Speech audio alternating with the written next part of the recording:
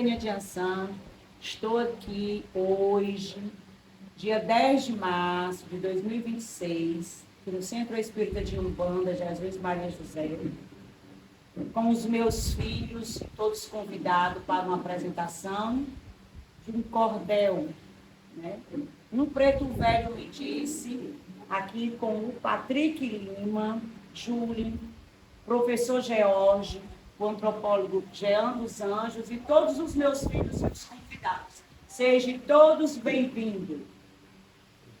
Gente, muito boa tarde a todo mundo que está aqui nessa energia boa e também quem estiver nos assistindo em casa depois, né, que possa sentir essas boas vibrações que eu senti desde a hora que cheguei aqui, desde o momento que falei com o Carlos, já tem uns dias que eu venho conversando com ele, com a mãe Gardênia. Então, eu sou Julie, meu nome é Julie Oliveira, eu venho de uma família que tem uma ancestralidade, uma tradição com a literatura de cordel.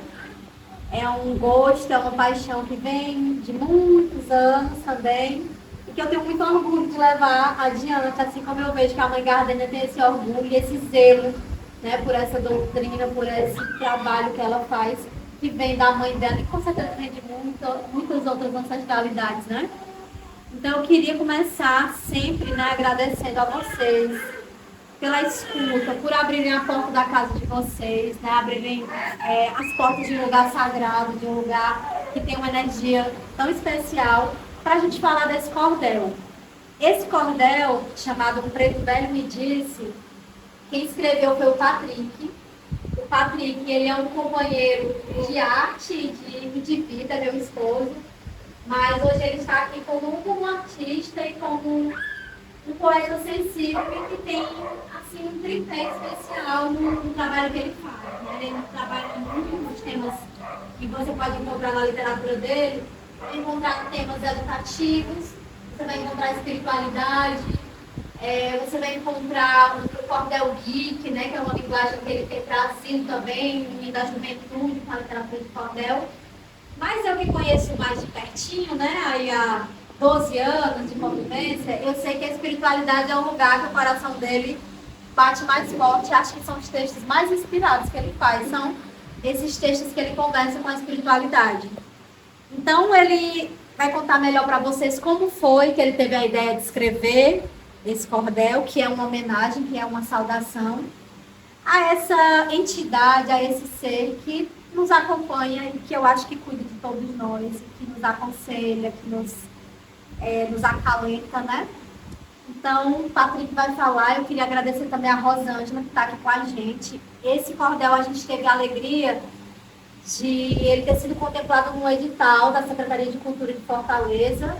Que bom que existem políticas públicas, né? A gente que sabe o que é viver de arte nesse país e o que é lutar pelas nossas tradições, entende a importância desses editais. Então, a gente pegou um edital pequenininho, que é de cultura popular, que basicamente deu para a gente imprimir e fazer alguma distribuição desses cordéis.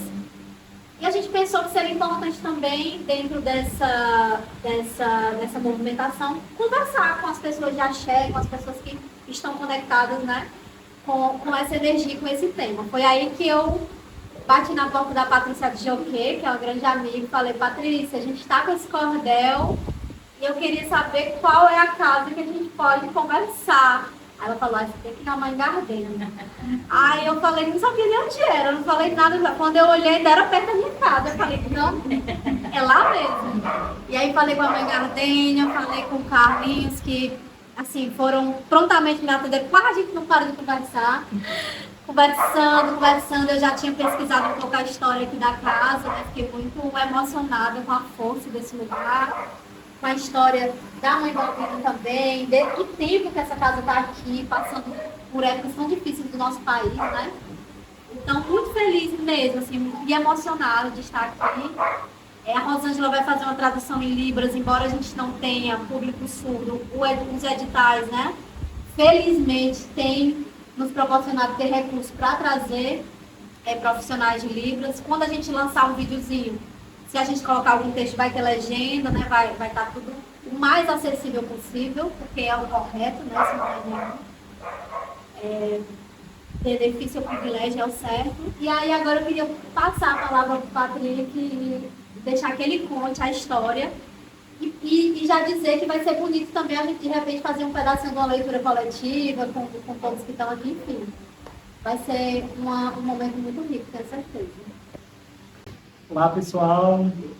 Hoje nós estamos aqui para falar sobre arte e nada melhor do que começar, então, me apresentando com arte, né? Já que eu vou falar sobre cordel, então peço licença para me apresentar em versos de cordel. Eu costumo dizer assim: feito artesão de palavras, brinco com frases em rima, gosto de contar histórias sobre aquilo que me anima, sou poeta e cordelista. Meu nome é Patrick Lima. Trago no peito a coragem dos meus nobres ancestrais. Mauricé e Irapuã são os nomes dos meus pais. Tenho ainda 3 irmãos a quem eu amo demais. Desde cedo aprendi as mais diversas lições de um mundo diferente com as minhas inquietações. E com o papel e a caneta fiz meus versos e canções. Ao nascer já praticar a primeira estripulia, pois o primeiro doutor que sorrindo já dizia: esse menino é danado. Mas ao certo ele sabia que eu precisava ser forte no que estava por vir, cada dia uma lição difícil de digerir, e assim eu demorei a aprender a sorrir. Porém, hoje meu sorriso está sempre a florescer, é minha marca registrada e estou sempre a oferecer otimismo e ombro amigo por onde eu for percorrer. Vou praticando a caridade com humildade e gratidão. Sigo bem acompanhado com Jesus no coração, a rainha da floresta, a Virgem da Conceição. Pois bem, hoje estou aqui para falar sobre esse cordel que para mim é bem especial, chamado Um Preto Velho Me Disse. Esse aqui eu acho que foi o meu 12º título que eu escrevi em cordel, e como eu já tinha explicado, eu gosto de escrever muito sobre essa questão da espiritualidade. Eu digo assim que a minha conexão com a espiritualidade, ela sempre esteve comigo, mas eu é que não estava com ela. Vim ali de uma família católica, fui obrigado para a igreja, mas depois eu fugi da igreja e disse: não dá para mim. Eu passei assim uns 15 anos sem nem fazer o sinal da cruz. Minha mãe dizia: eu não sei como é que esse menino fica sem fazer o sinal da cruz. Parece que dorme e acorda que nem bicho, né? Era o que a mãe falava. E hoje eu concordo com ela, porque realmente eu acho que eu sobrevivi durante esse tempo todo. Por isso que eu falo que a espiritualidade estava comigo, eu que não estava com ela nesse momento. Mas o meu reencontro com a espiritualidade se deu através da dor. Eu tive um problema de saúde, problema no pulmão, e era um problema que não tem cura diante da medicina terrestre. Um colega meu, seu Bira, lá do Teatro José de Alencar, que é do Web, ele falou para mim: olha, sabia que existem as cirurgias espirituais? Eu já fiz uma cirurgia espiritual, eu tive um problema, eu não fiquei com sequela. O meu problema, as pessoas têm 90% de chance de ficar com uma sequela e eu não tive nada. Eu disse: legal, obrigado. Mas não teve importância, naturalmente, não tinha fé, não acreditava em nada do tipo. E ele, toda vez que me encontrava lá no teatro, perguntava: e aí, foi lá fazer a cirurgia? E eu dizia: não fui não. Só que eu comecei a fugir do seu Bira. Quando eu vi o seu Bira, eu vi, ele vai perguntar se eu fui lá fazer a cirurgia. Aí comecei a me esconder. Só que como eu gosto muito do seu Bira, eu pensei: rapaz, eu vou, mal não vai me fazer. E depois eu digo para ele que fui e volto a falar com ele. Aí fui fazer essa cirurgia espiritual e continuei fazendo o meu tratamento do pulmão lá no Hospital do Coração. Refiz meus exames e o médico olhou e disse: olha, o pessoal aqui trocou teus exames, viu? Vamos refazer o exame, e esse exame agora ele vai ser um exame mais completo para a gente tirar qualquer dúvida. Chegou o segundo exame e esse médico lá coçava a cabeça e fez alguma coisa diferente. Ele pensava que tinha encontrado a cura da DPOC, né? E eu dizia: não. Ele: rapaz, Patrick, por que você está curado? O que você fez? Aí me deu um estado assim, eu disse: então, eu acho que foi a cirurgia espiritual. Então, daí me surgiu a curiosidade de pesquisar sobre essa questão da mediunidade.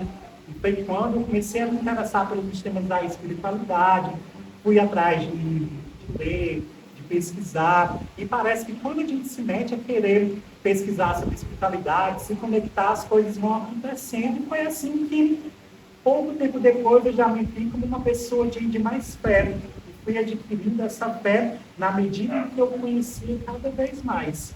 Aí escrevi o primeiro cordel chamado O que é Mediunidade, estava mostrando mais cedo aqui para o nosso amigo Carlos.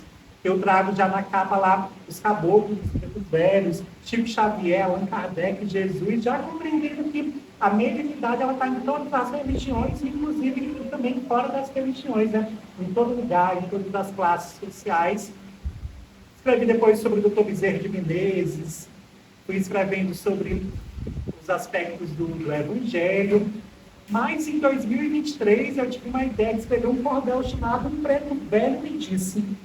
Aí anotei essa ideia, mas a ideia ficou parada, né? Eu disse, depois eu vou escrever mais sobre isso, a ideia está lá.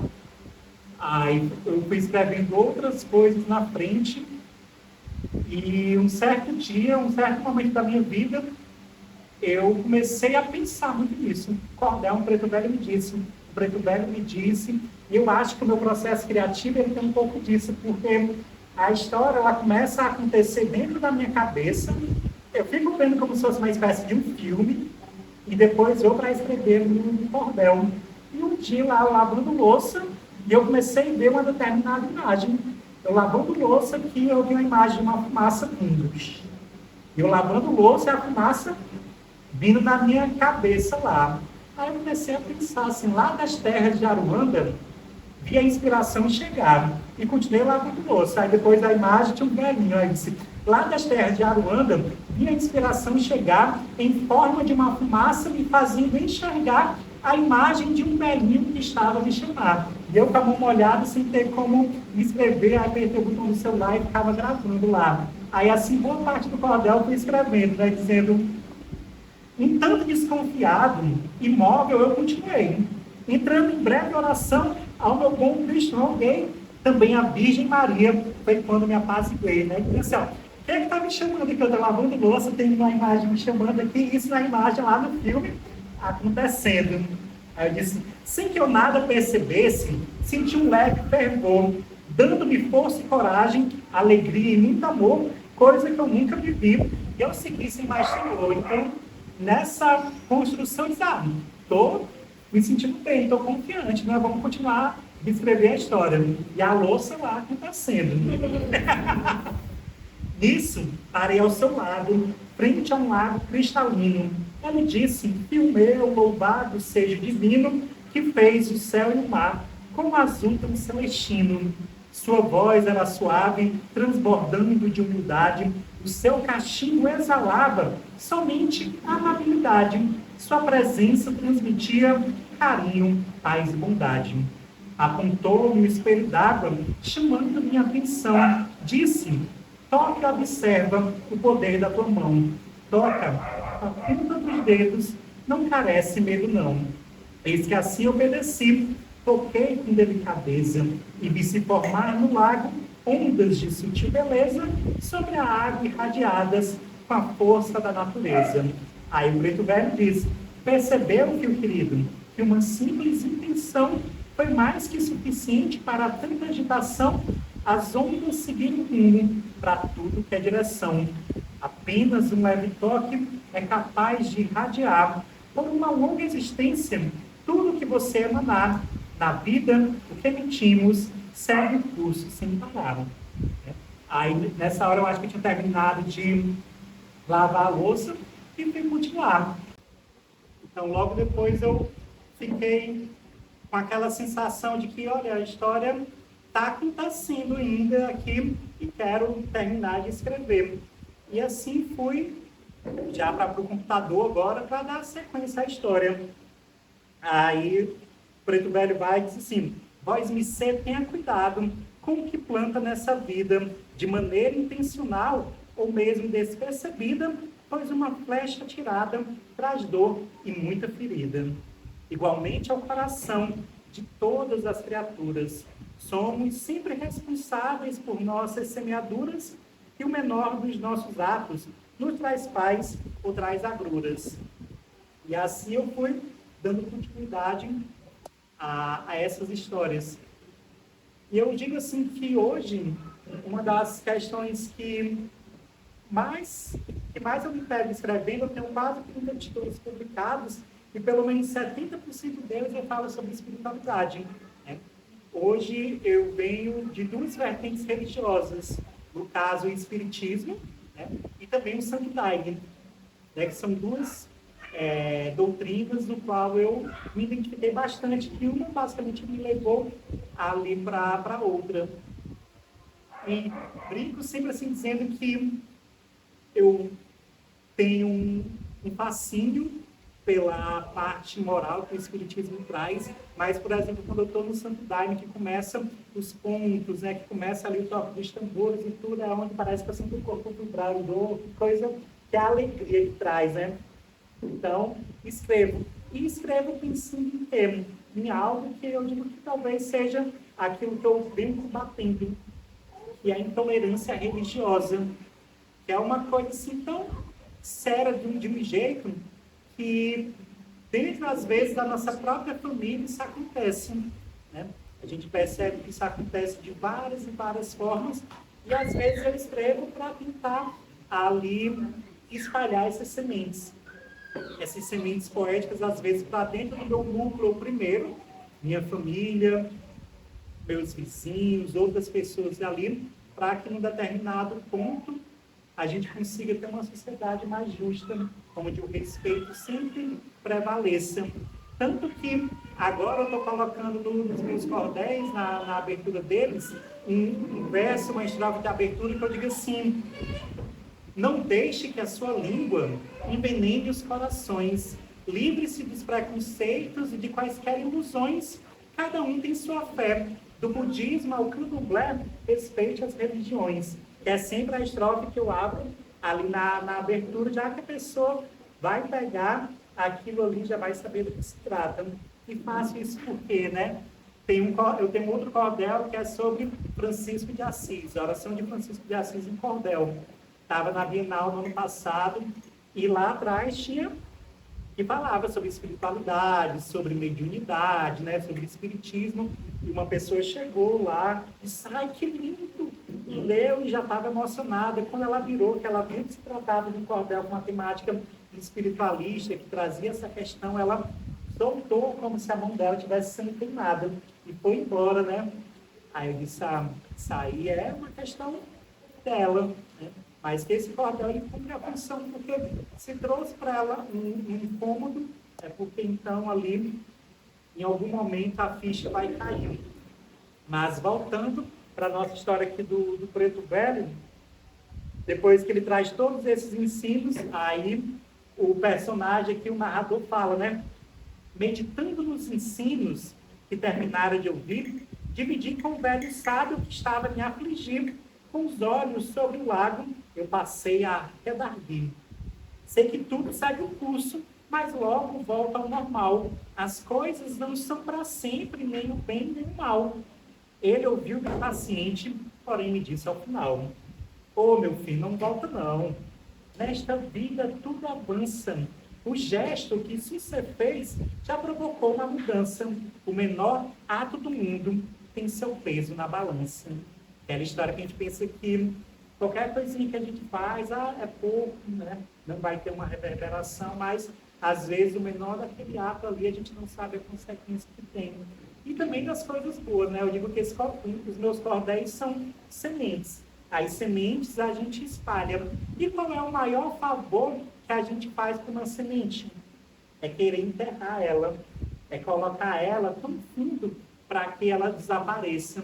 Mas quando a gente faz isso facilmente, a árvore surge do mesmo jeito que são os meus cordéis com essas temáticas, porque eu transito, né, nesses espaços falando sobre espiritualidade.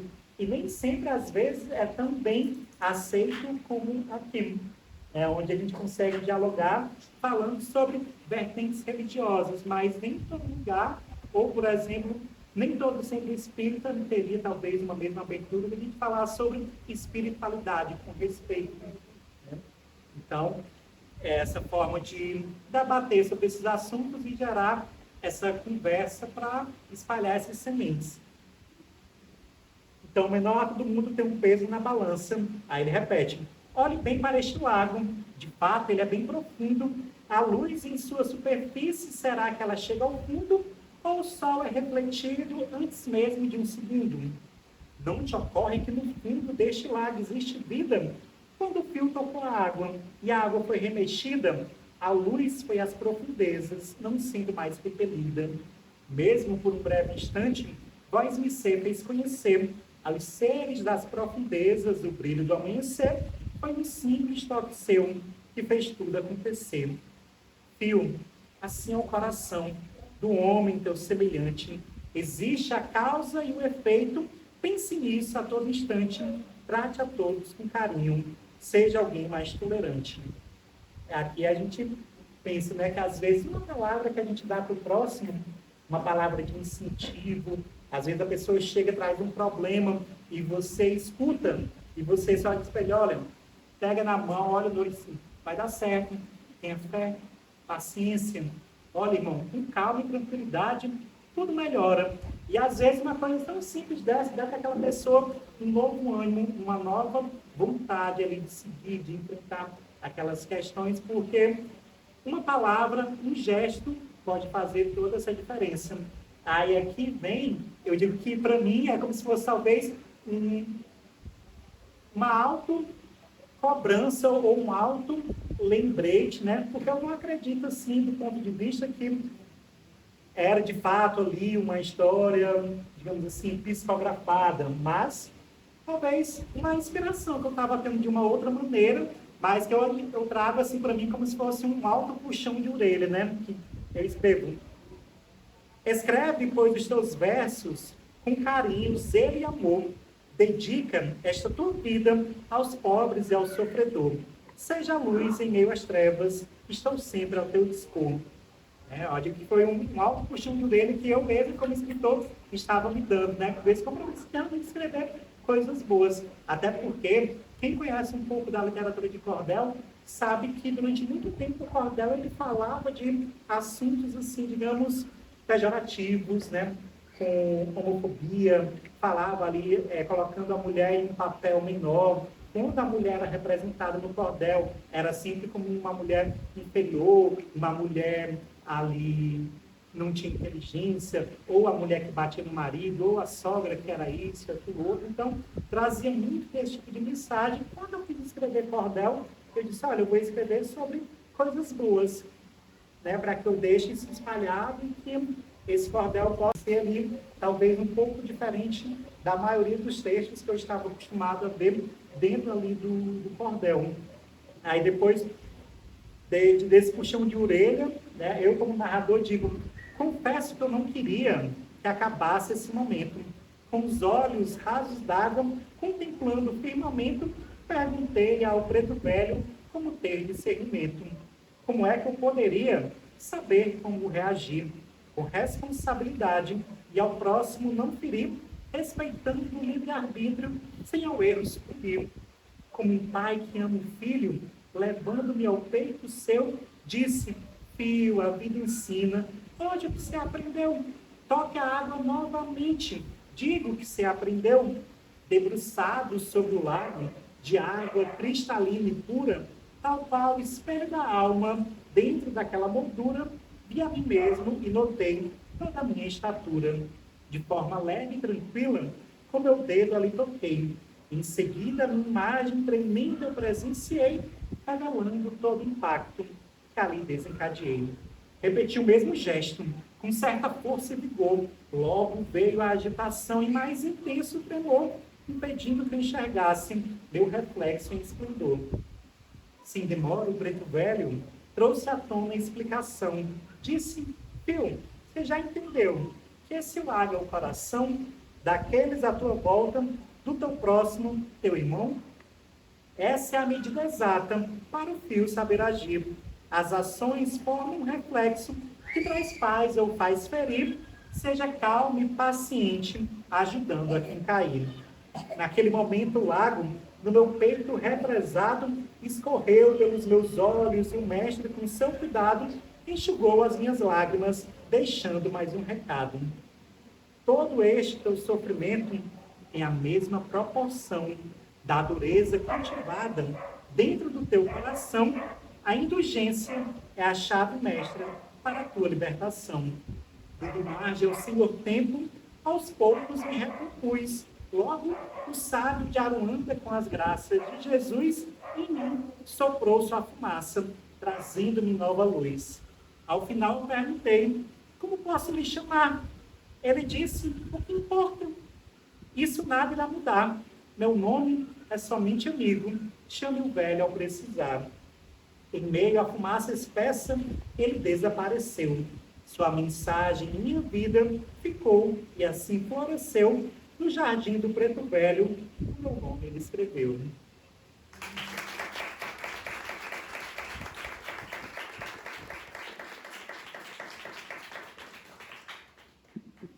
Aí eu fiz o lançamento desse cordel a primeira vez em 2024. E agora, em 2026, com essa contemplação no edital da Prefeitura de Fortaleza, eu fiz uma nova versão, né, com uma nova capa. Aí eu fiz uma lapidação do texto, eu fiz uns ajustes para poder trazer ele aqui nessa nova versão e como uma forma também de agradecimento à presença de cada um que aqui está presente, que ouviu assim tão calmamente. A gente vai ter uns cordéis que vai ser distribuído daqui a pouquinho. E caso alguém queira compartilhar, trazer alguma coisa. Olá, sou Antônio George, professor da Universidade Federal do Ceará, filho de santo da Mãe Gardênia de Ançã, aqui no Centro Espírita de Umbanda Jesus Maria e José, uma casa que está completando seus 70 anos, né? Nós estamos aqui reunidos, prestigiando, apreciando o lançamento do cordel do Patrick Lima, O Preto Velho Me Disse. E eu pensei assim em falar, depois de um ano acompanhando a dinâmica, o dia a dia dessa casa, desse terreiro, e já acompanhando o Jean dos Anjos também há alguns anos, né? Alguns poucos anos antes da pandemia, nós estivemos aqui nessa casa, no trabalho de percursos urbanos, que é realizado, uma política de cultura realizada pelo Banco do Nordeste. E naquele dia, o Jean dos Anjos trouxe a gente aqui. Eu tive a oportunidade de conhecer Mãe Baldinho, né, nesse dia. E depois retornei aqui a essa casa, tenho acompanhado esse movimento. Gostaria de dizer, acho que todo mundo sabe disso, né, que o terreiro é um lugar de cultura, primeiramente porque é um lugar de sabedoria, de conhecimento. A Mãe Gardênia nasceu dentro, né, aprendendo com a mãe dela, que conhecia os rituais, as ervas, né, as plantas, as rezas, para fortalecer as pessoas, preparar as pessoas umbandistas para a vida, né? Tudo isso a gente vê aqui e sabe que isso é a cultura em primeira mão, né? Essa sabedoria. Mas que é também observado que é um lugar de política de cultura. Né? O que está acontecendo aqui nesse momento, né? O lançamento de uma produção artística, cultural, que foi contemplada com o edital, né? Nas políticas culturais do Estado, da cidade, e tem observado como é importante, né? Tanta resistência que o povo de terreiro atravessou em anos mais difíceis, se atravessa ainda hoje, porque a intolerância ela está nas páginas dos jornais diariamente, mas hoje a gente resiste, né, num capítulo da nossa história em que há abertura para isso, há políticas culturais, políticas de incentivo. Nós estivemos ontem na Câmara Municipal, em que Mãe Gardênia de Ançã foi uma das homenageadas, né, pela vereadora Adriana Jerônimo, que é um nome muito sensível, né, nessa cidade, e que tem contribuído para abrir caminhos, né, para que os povos de terreiro, a ancestralidade afro-indígena aqui do Ceará, possa se manifestar, se expressar e ocupar seus espaços com reconhecimento e o valor que esses espaços têm também como produtores de política cultural e de cultura. Então, é uma gratidão estar aqui nesse momento, né, e poder pensar que tem também esse lado, né, uma esfera pública em que nós, filhos de terreiro, ocupamos também espaço com a história para contar. Obrigado.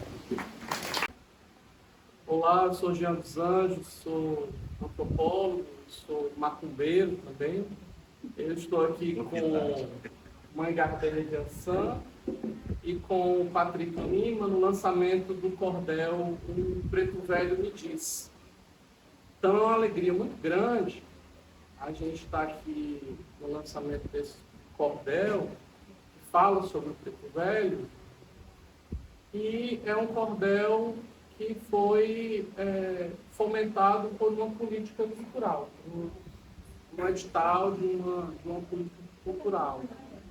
E o cordel está lançado nesse momento aqui dentro de um terreiro.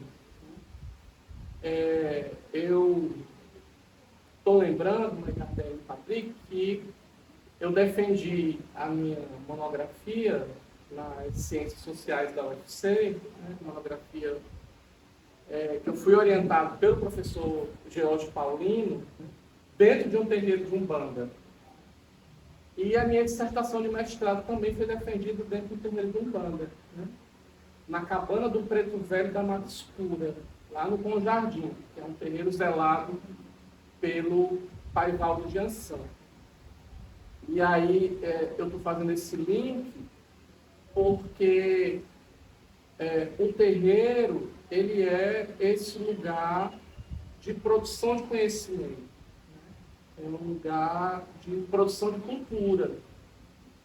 E aí eu fiquei muito feliz e entusiasmado com esse lançamento aqui, porque você está trazendo a sua produção cultural, sua produção artística para o terreiro, que também tem a sua produção cultural, né, a sua produção, digamos, também artística, porque a gente lembra que a arte visual, por exemplo, nasce das artes das igrejas, né? As igrejas compunham as suas artes e os terreiros eles não eram contemplados com isso, né? Então, assim, o terreiro sempre foi colocado como um lugar menor de produção de cultura, de produção de arte, de produção de conhecimento. Então, para mim é uma felicidade muito grande estar aqui nesse momento, que para mim também sempre é um momento histórico. Tudo que acontece aqui dentro desse terreiro há 70 anos, a gente sempre tem que lembrar isso, que esse terreiro ele está resistindo, existindo, resistindo, porque ele se reinventa a cada momento há 70 anos. E esse momento histórico, ele nos contempla muito, né? Assim, porque você traz o Preto Velho para cá. Né? E aí é um encontro da ancestralidade desse terreiro com o seu Preto Velho. Né? Assim, o Preto Velho que você traz tão amorosamente para cá. Então, esse é um momento de alegria que eu só tenho a agradecer de estar aqui nesse momento com vocês dois. Boa noite, meu nome é Sara Eduardo, sou filho de santo da Mãe Gardênia de Ançã, também sou capoeirista e sou assistente social, mãe da Maria Flor. E aí, Patrick, eu queria fazer uma pergunta, pensando que a literatura de cordel, ela é uma literatura que ela, a priori, né, é para ser de fácil acesso e de grande circulação, né? E aí eu queria saber de ti, enquanto escritor, quais são as estratégias, né, que desde 2024, né, tu tem feito para que esse cordel em específico, né, ele tenha se massificado em circulação, e se tu encontrou barreiras da circulação por conta do tema? Sim. Eu lembro, por exemplo, que tem um determinado espaço na cidade que vende artesanato. É um espaço ligado a uma série de órgãos, né, que tem bastante, como eu posso dizer, projeção na cidade, né, da parte turística. E lá, por exemplo, não se vende imagem de Preto Velho. Eu digo que eu tenho duas coleções que eu faço, que é Preto Velho, por exemplo, e Francisco de Assis. E lá eu vi um Preto Velho, mas ele não tinha um cachimbo. Eu perguntei, é o Preto Velho? Ela disse, mas é que eu não posso vender com cachimbo porque é proibido. Aí eu boto uma rede na mão dele para dizer que é um pescador. Mas quando alguém pede, o meu cachimbo está aqui. Já pensou no negócio desse? Aí eu vejo que isso que ela está fazendo, na verdade, é uma estratégia. É uma estratégia para se reinventar, uma resistência, é uma forma de, olha, a minha arte é essa e eu levo ela para onde eu vou, onde eu estou. E o mesmo acontece com os meus cordéis, porque se o cordel do Preto Velho... Calma aí, Julieta.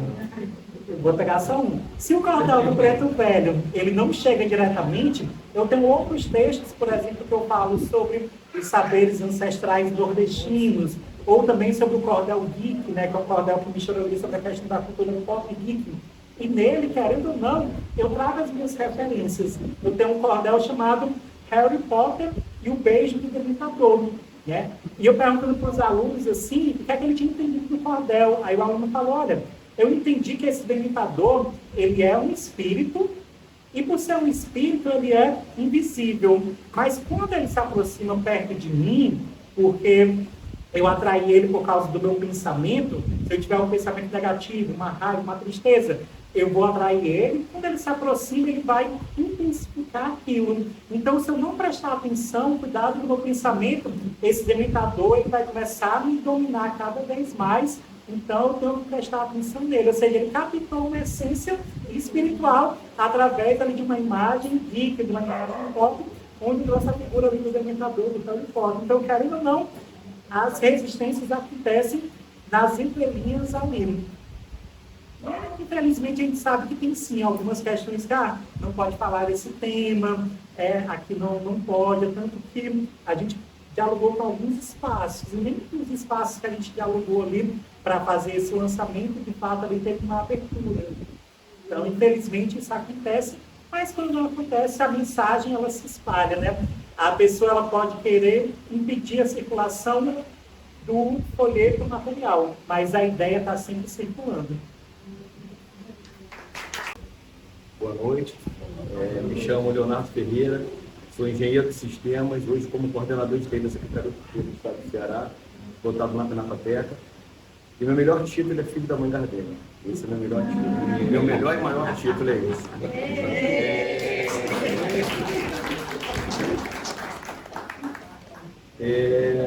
Como trabalho na cultura também, né? Sou um cara de exatas na cultura e no terreiro. É uma coisa que é bem atípica você encontrar alguém de exatas, principalmente em religiões de matriz africana. Né? E assim, a minha pergunta ela é bem simples, é entender o como a cultura do Ceará lhe ajudou a produzir o que você produz hoje. Né? Porque é importante, porque muitas vezes a gente não consegue o acesso, ou não conhece o acesso. Né? Eu trabalho hoje nos maiores equipamentos culturais do Estado. Tem um espaço reservado para a população e muitas vezes aquele espaço não é utilizado. Fica ocioso. Por exemplo, um lançamento desse maravilhoso também pode ser feito um lançamento desse na Pinacoteca do Ceará. Nós temos um auditório para 150 pessoas, nós temos um pátio para 300 pessoas no pátio. Né? O quão isso para você é dificultoso, para você expor o seu trabalho? Eu digo assim que a minha ligação com essa parte da cultura, ela vem desde a infância. Sempre cresci ali vendo meu pai escrever, meu pai gosta de escrever música, então eu cresci ali vendo meu pai escrever, e eu acho que desde criança eu também queria ser escritor. Escrevia ali, escondia, não mostrava, fui fazer minhas músicas, e eu acho que escrever sempre foi uma compulsão que eu tive, tanto que com quase 18 anos de idade eu fui contabilizar quantos de escritos eu tinha, eu já passava ali de 1000 músicas e 1000 pensamentos. Depois eu fui escolher os que eu de fato gostava. Não chegou a 100, ou seja, eu gostava de menos de 10% do que eu tinha escrito, né? Mas é sempre exercícios que a gente acaba ali fazendo. Então a parte da escrita sempre me acompanhou. E a gente está sempre tentando beber das fontes de cultura onde quer que a gente se encontre, né? Eu sempre gostei muito de misturar música com a poesia, música com o teatro, né? Eu sempre gostei das misturas, não é à toa que eu também estou tentando fazer esse intercâmbio entre os espaços de axé, os centros espíritas, os espaços espiritualistas, né? Para poder ali dialogar e conversar, até porque a ideia, a espiritualidade é uma coisa que é universal, de fato. Então, existem algumas dificuldades, mas eu digo, como eu falei mais cedo aqui, são sementes, né? Cada vez que eu escrevo um cordel, é como se fosse uma semente que eu espalho pelo mundo, e algumas sementes a gente joga na terra, outras a gente leva, e tudo vai acontecer na hora certa, no momento propício. Recentemente agora eu escrevi um cordel em homenagem ali ao mestre meu, que é o Raimundo Miguel Serra, que foi o fundador da doutrina do Santo Daime. E esse cordel ali já tinha uns 5 anos que eu podia ter escrito. Comecei a escrever, parei e deixei lá, porque eu acho que naquele momento eu não conseguia terminar.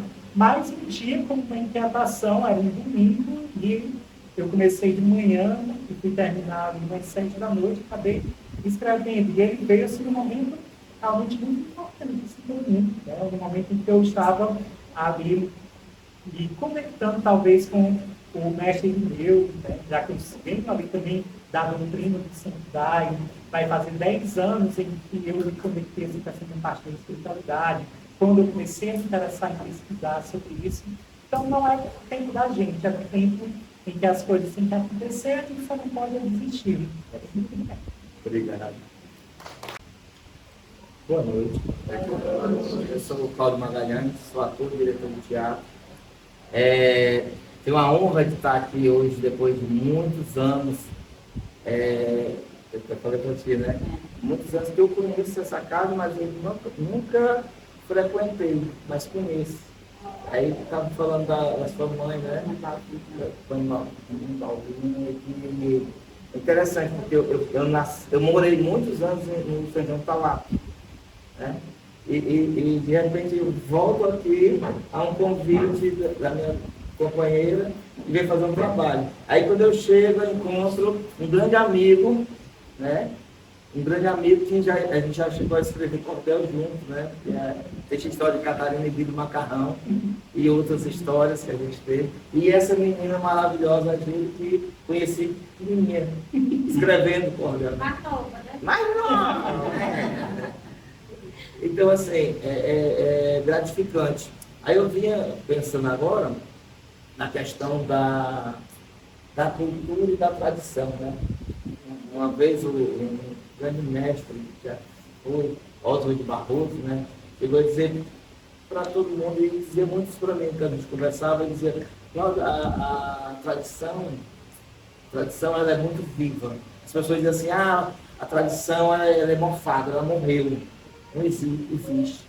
Mas porque é assim agora, quadrilha de mim é assim, cordel agora é assado, porque a tradição, ela está viva, ela também, como a gente, ela tem mudança, né? Ela é mutante. Então, é uma forma de cordel maravilhosa, linda, né? E é uma forma de renovação. Você falou uma coisa muito interessante, que antigamente o cordel ele era muito pejorativo, né? Era muito mais moleque no sentido de mangar dos outros, né? De falar mal dos outros. E trazer esse cordel, trazer a forma espirituosa, espiritual desse cordel, né? Tão emocionante, lindo, maravilhoso. E que a gente traz para a pessoa que é leiga e a pessoa que também frequenta, né? E que lhe dá a mesma emoção. Você queimou a mão, mas porque é isso que é a grande função da arte. É queimar a mão, é queimar o olho, é dar inquietação. Então, essa inquietação é que faz com que a gente cresça. E parabéns por esse maravilhoso cordel. E axé. Eu acho que era muito, a minha fala era no sentido mais de compartilhar o debate, né? A gente está em roda e as ideias sendo trocadas, né? Quando o Cláudio trouxe, né? E aí o Patrick traz esse relato, né, das intolerâncias que existem ainda. E eu penso que a arte ela tem esse papel mesmo de tensionar, né? Um dos temas que eu mais trabalho é o cordel de mulher, né? O cordel produzido pelas mulheres, né? Movimenta esse lugar, enfim. Criei alguns movimentos e outros movimentos foram criados a partir desse movimento, né? Inicial. Mas eu penso que esse lugar de tensão, que às vezes nós fugimos dele, né? Algumas pessoas têm mais dificuldade com o confronto, porque não é confortável mesmo, né? Trazer algumas ideias para dialogar e para se confrontarem, mas é necessário, porque a gente, agora eu estava discutindo, hoje mais cedo inclusive, né? A gente está acompanhando uma situação em que a gente acredita que está acontecendo uma injustiça, né, sobre uma pessoa. Mas toda a mídia tem vendido uma narrativa que é muito preocupante, que no futuro, se alguém for ver aquilo ali, vai dizer, nossa, isso aconteceu, e a gente que está aqui vivendo esse tempo, está vendo que aquilo não aconteceu. Ou seja, a gente vive um mundo que não é de hoje, que disputa narrativas. Quando a gente fala que é preciso criar uma outra historiografia, né, a gente também está falando da cultura dos povos de terreiro, das mulheres, enfim. E o cordel, ele foi muito tempo o reflexo de um tempo, porque os poetas cordelistas, eles atuavam como qualquer outros escritores, né? Tinha aqueles vanguarda e tinha aqueles que só reproduziam seus pensamentos da época. Então, o que eu acho inadmissível é hoje a gente ter determinados discursos dentro do cordel. Hoje é inadmissível. Intolerância religiosa, homofobia, racismo, é inadmissível. E no passado a gente pode olhar para isso e refletir como um aprendizado e como um chamado, quando a gente toca nessa ferida, que às vezes dói nos cordelistas mais antigos, é um lugar de dizer, gente, não vamos repetir, né? Não vamos repetir. Mas que tensionar é preciso, né? Eu acho que a gente não pode fugir da tensão, a gente não pode fugir do confronto, porque já fomos silenciados há muito tempo, né? Há muito tempo as pessoas de axé, as mulheres, né, as pessoas LGBTQIA+, vêm sendo silenciadas. E o auge desse silenciamento é a violência que nós vemos ainda em tantos lugares, né? Espaços de fé, muitas vezes sendo queimados, sendo destruídos. Então, a gente não pode deixar de falar disso também, fazer essa denúncia, né? Então, e eu lembrando aqui de uma situação que aconteceu semana passada agora, já bem menos de 15 dias. Nós, além de escrevermos cordéis, a gente também tem uma folheteria onde a gente imprime cordéis para mais de 9 estados, né? A gente, aliás, mais de 9 estados, por todo o país. E uma pessoa queria publicar um cordel que ela tinha escrito.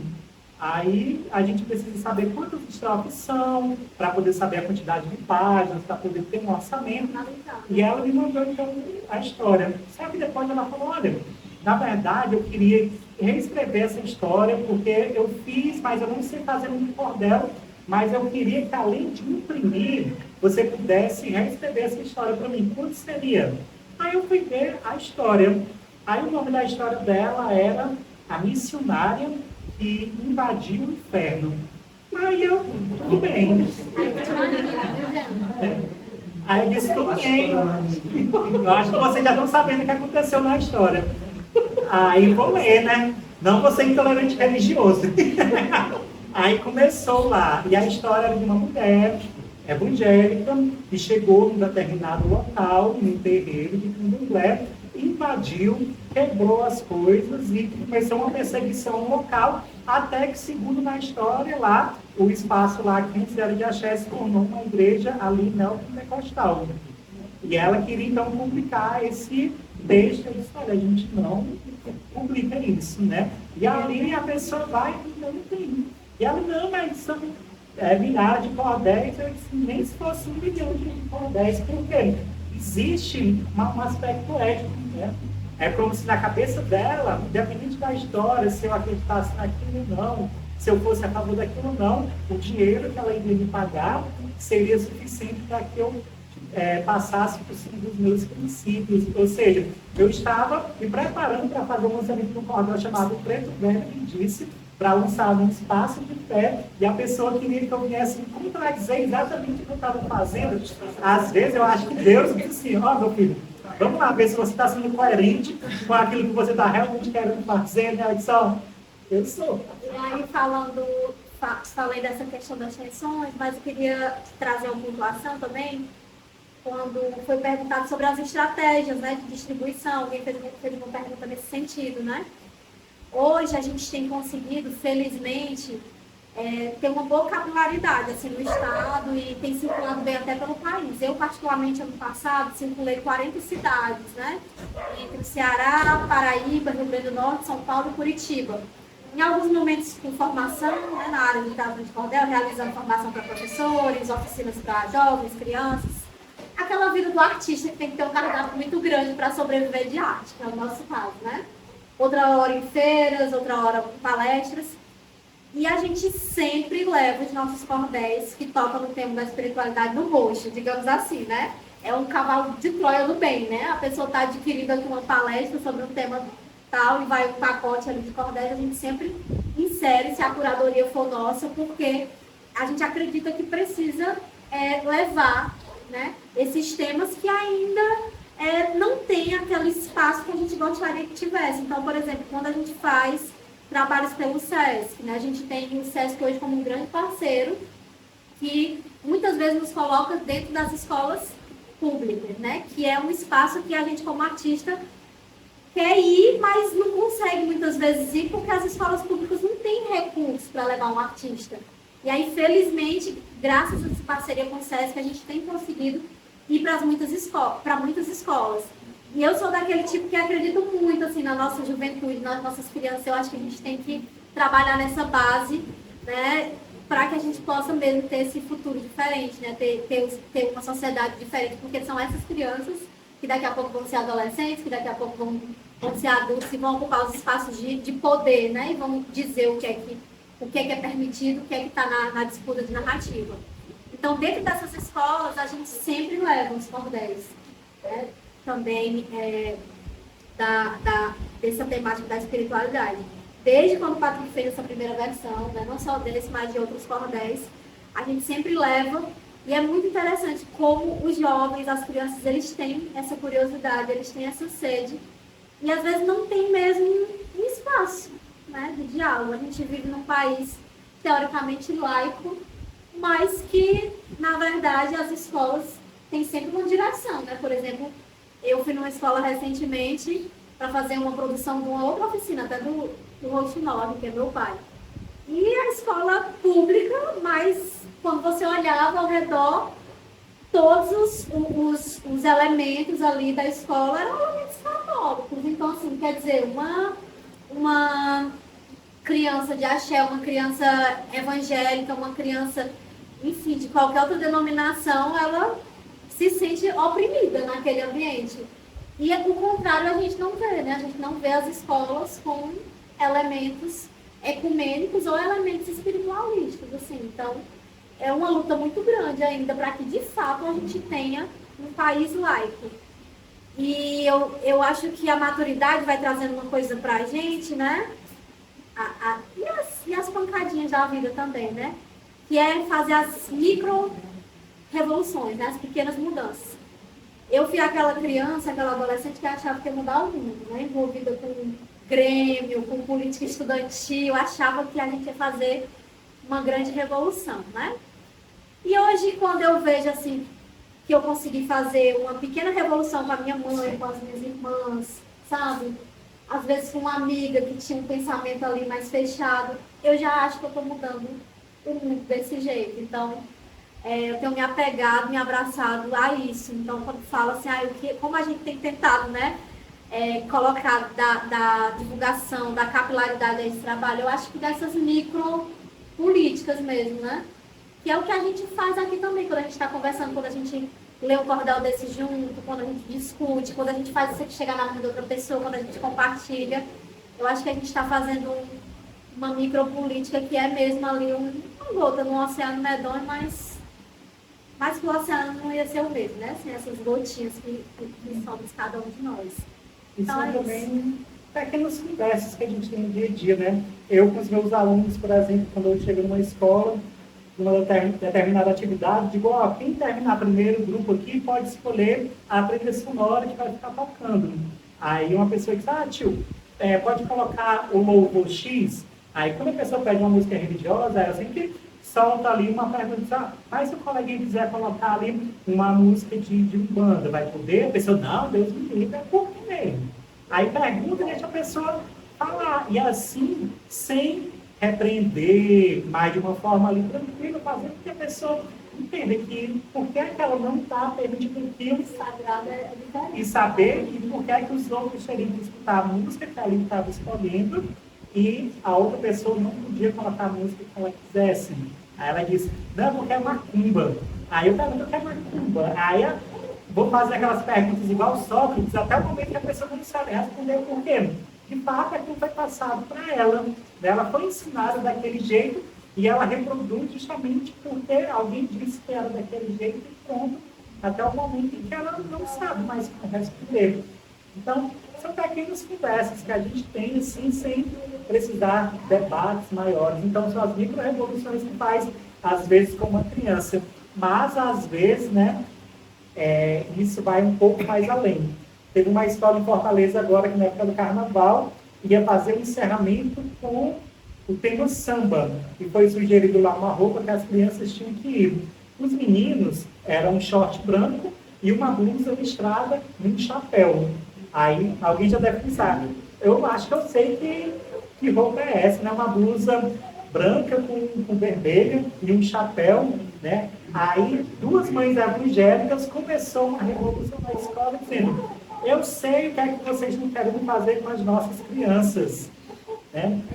Aí as outras mães dizendo assim, eu não entendi o que é. Ela disse, essa coisa de Zé Pilintra. Né, que quer que os nossos filhos se vistam de Zé Pilintra, não sei o quê. O resultado foi que, no final de tudo isso, a coordenadora lá foi acusada de estar querendo fazer lá, colocar a fé dela, porque a coordenadora era do candomblé, aí tem um relacionamento lésbico, então era um campo de preconceito que ali estava inserido. Aí 3 crianças saíram da escola por conta disso. Porque a criança foi sugerida uma blusa branca com vermelha e um chapéu. Então, esses debates ainda precisam acontecer muito, cada vez mais, para que cada vez a gente consiga inquietar. E a inquietação faz parte, para que a gente consiga dialogar. Bom, boa noite a todos. Eu sou o Carlos, sou esposo da mãe Gardênia. Sou uma pessoa que faz parte desse terreiro. Como a mãe Balbina disse, você é as paredes do terreiro. E assim a gente faz o nosso trabalho com perseverança, com firmeza, né? E sempre tentando exercitar o 4H do líder. Ser humilde, ser morado, ser honesto, ter habilidade. Isso são 4 pratos difíceis de equilibrar. Então, essa é a nossa função. Estar aqui do lado da Gardênia, com uma missão de manter essa casa firme de pé, que a mãe Balbina uma vez fez eu fazer um juramento para ela e eu fiz. De livre e espontânea vontade, e estou sempre cumprindo. E um deles é nunca deixar a minha casa fechar as portas. Então a gente vai manter isso.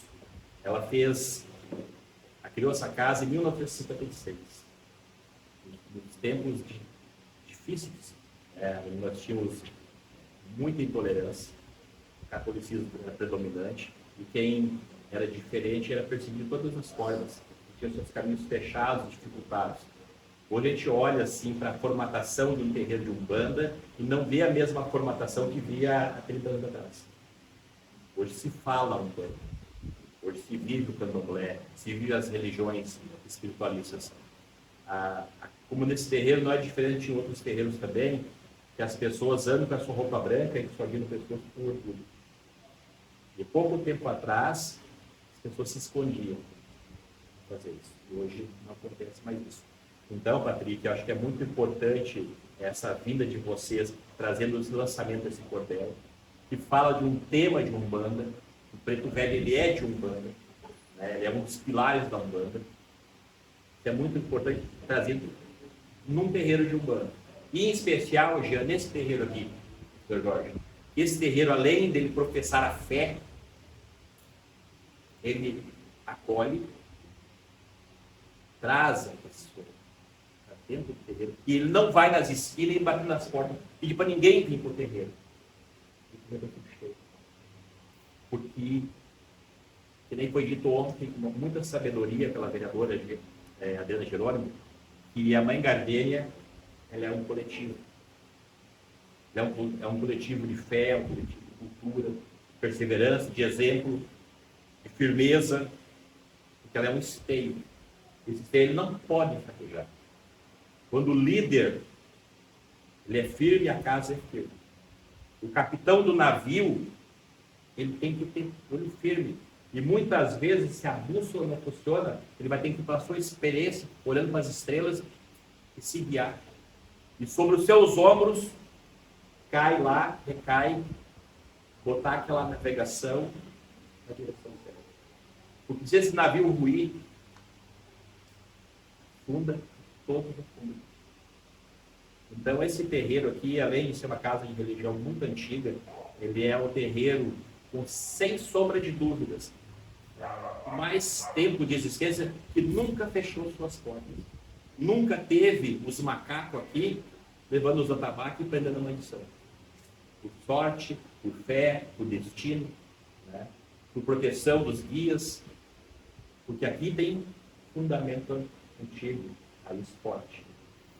Uma vez, quando fez um ano do falecimento da Mãe Balbina, eu escrevi um pequeno artigo dizendo que o velho tronco tomou, mas as sementes dele ficaram. Estão brotando, florescendo e já se tornando árvores poderosas, porque a raiz era forte. Esses dias, no aniversário da Mãe Balbina, que ela fez 90 anos, nós escrevemos um pequeno texto também falando que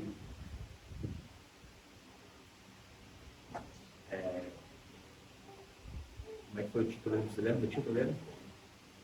Fugiu agora. É como não é uma coisa, é uma coisa de improviso, né?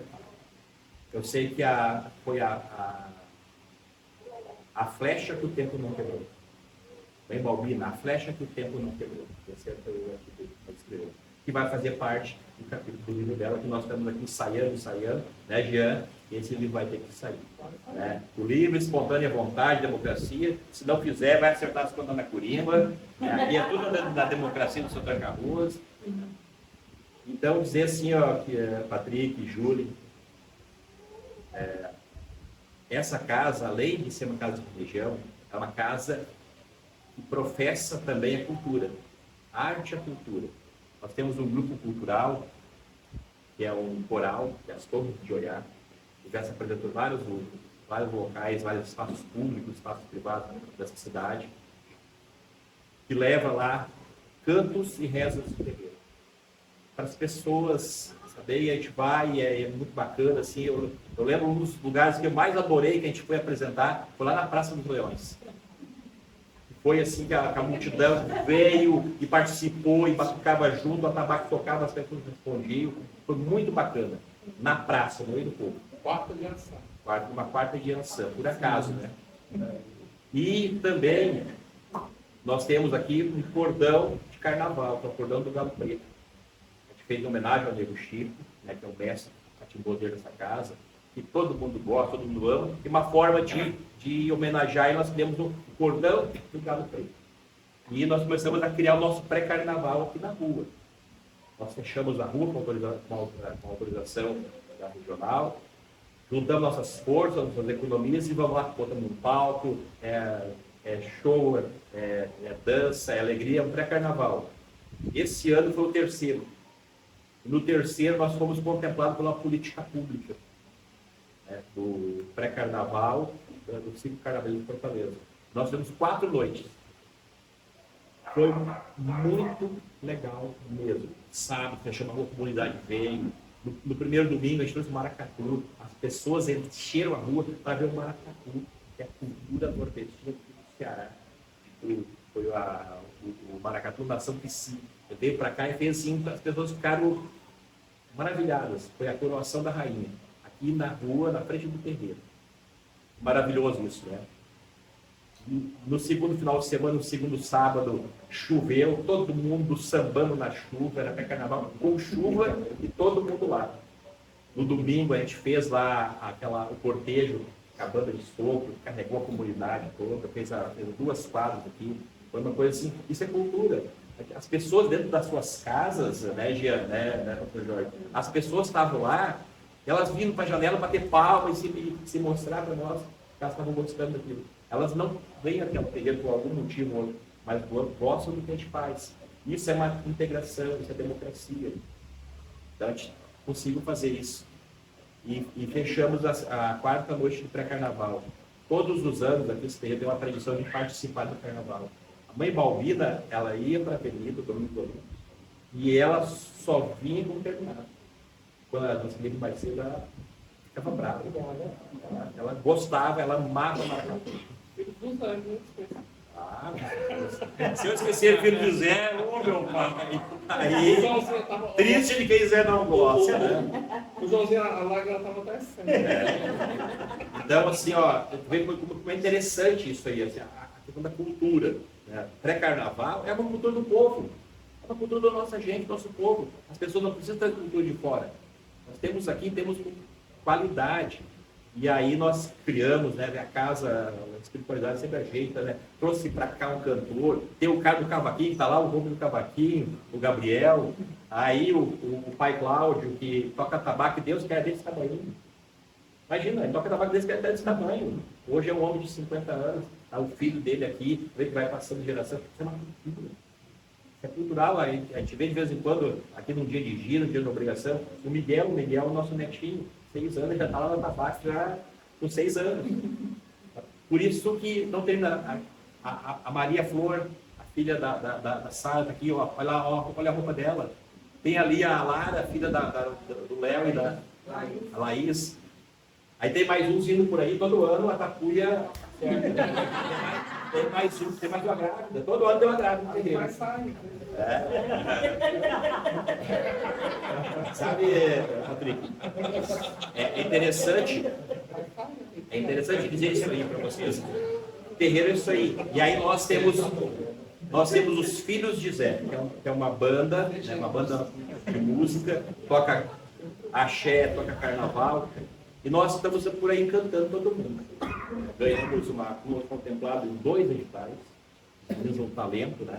Nós temos aí nesse grupo do João, do Gabriel, do pai Cláudio, do Micael, nós trazemos mais 2 pessoas para cá. Vem um cara que é o cara que toca o 7 cordas, Pedro Madeira. Ele é encantado com o terreiro. Ele vem e se encanta com o terreiro. Não, eu vou lá para o terreiro, não quero mais ir embora. Então dizem que ele vai trazer uma rede para dormir no terreiro. Aí nós estávamos atrás de um pandeirista, né? É interessante, né? Nós estávamos dando um pandeirista, eu acho que precisa ter, a gente contratar um. Apareceu um rapaz aqui, que vem que não tem pandeirista, sabe? Ele chega aqui, é o terreiro que ele frequenta. Ele é a esposa que frequenta o terreiro, o cara é pandeirista. Então, assim, tudo isso é cultura. Isso é produzir cultura. Então, é uma forma de cultura. O cordel é uma forma. Nós temos aqui capoeirista na casa, o Wesley. O Wesley é capoeirista. A Sara, né? Se mete. A nega é capoeirista. Tem o Micael, o Rafael, até pouco dia tinha outra menina do terreiro que é capoeirista. Então, tu vê assim, como a nossa cultura está enraizada. Isso é importante. Isso é muito importante. Então, mas dizer que isso precisa ter, nesse navio aqui, tem que ter um capitão.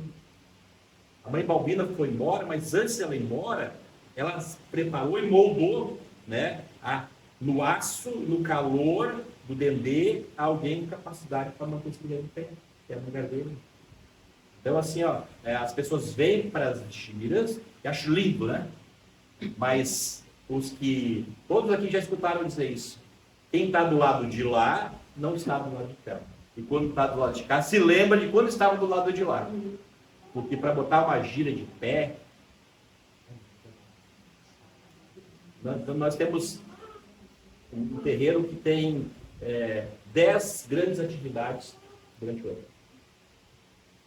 Uma é lá na praia em Laterais. 13ª festa de Iemanjá. 13 anos, esse ano é 14ª. Quem é que forjou isso?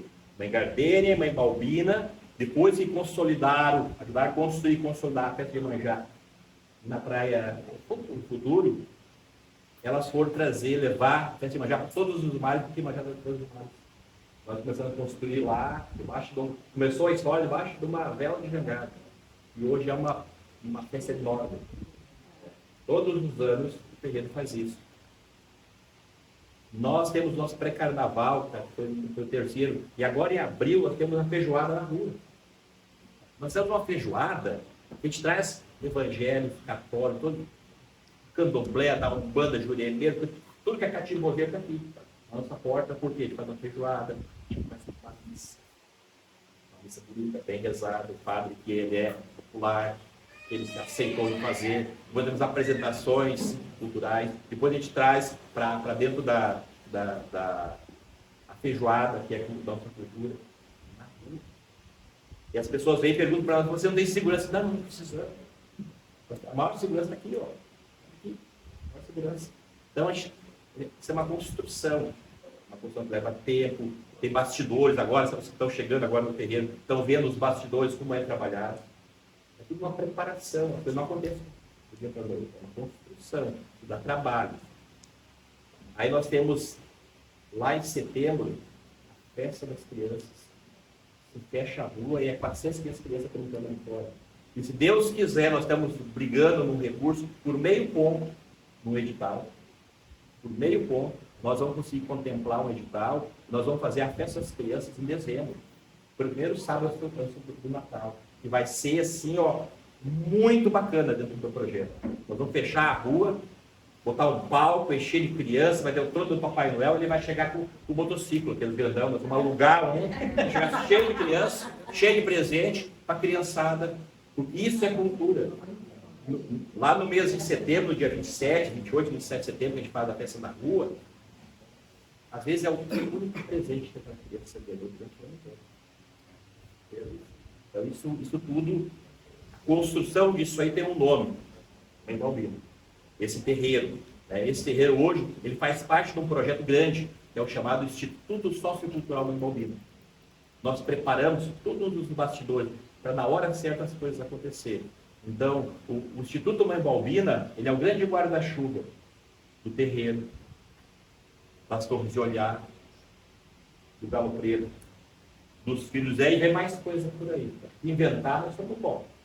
Agora quero ver, nós manter, né? Vamos lutar aí, é o apoio de todo mundo, né? Quem sabe vai ter um de capoeira. Tem muitas surpresas no ano de 2000. Isso, no ano de 2026 tem muitos capítulos. Então eu quero dizer a vocês que essa questão do cordel é sensacional. Está dentro do terreno, aquilo que o Gian, que é um professor disso, aquilo que o professor Jorge consolidou, trazer para dentro do terreno uma cultura do nosso povo e da nossa região. Não teve lugar mais perfeito. A Júlia, quando teve essa ideia, quando me falaram, disse, não, essa moça olhou para o céu e, ó, botou a mão na cabeça, vai que é tu, vai que é tu. Aí quando nós falamos, lembra, Júlia? Nós vamos articular isso aí, a gente não sabia muito bem no início, talvez um meio de gira, uma coisa assim, mas vamos articular o momento certo.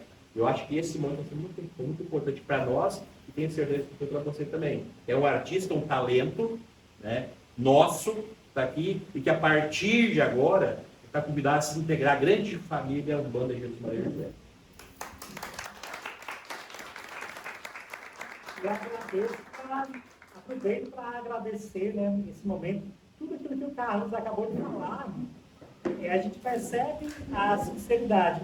Porque quando você chega num local que você observa que ele foi preparado ali de uma forma diferente, com carinho, você sabe que a pessoa está ali acolhendo quem chega.